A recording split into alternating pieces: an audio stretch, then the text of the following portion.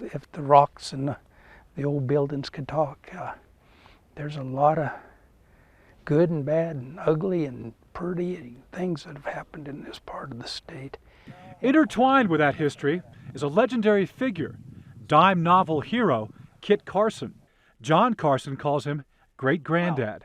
Kit, the Bents, St. Vrain, all those old guys came out here as wanting to be mountain men, fur trappers.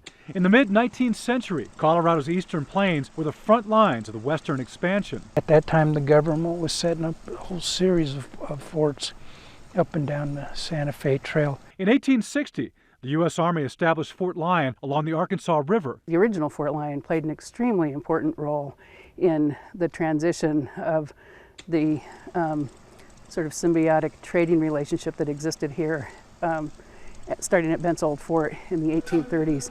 4 years later, that transition would take an ugly turn.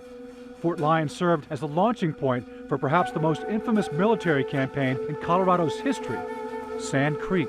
163 Cheyenne and Arapaho Indians, mostly women and children, lay dead. Those events fueled uprisings which would last another 30 years, forcing the Army to maintain a heavy presence in the region. Fort Lyon, it would seem, was here to stay. The original Fort Lyon flooded in 1867, and Fort Lyon was rebuilt here. Among the first buildings, two-story adobe houses known as Officers' Row. These buildings represent that transition, or the continuity of that whole story, from Bent's Old Fort to Bent's New Fort to the original Fort Lyon to the continuation of Fort Lyon. The Indian Wars ended in 1897, and the Army abandoned the post. The U.S. Navy moved in a few years later. In the early days, it was a tuberculosis hospital, but after World War I, it slowly became more of a hospital for those in need of psychiatric service. Fort Lyon's role as a hospital ended in 2001. It then became a minimum security prison.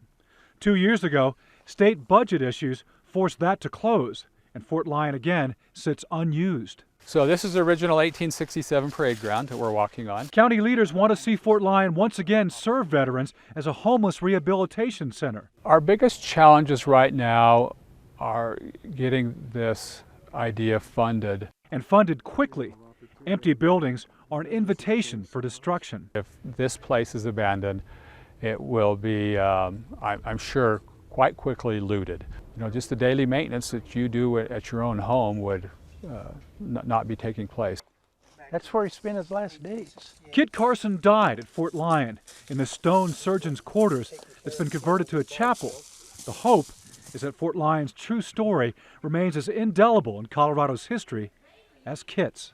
And you don't need the old dime novels that were written about Kit. You don't need, glorified stories.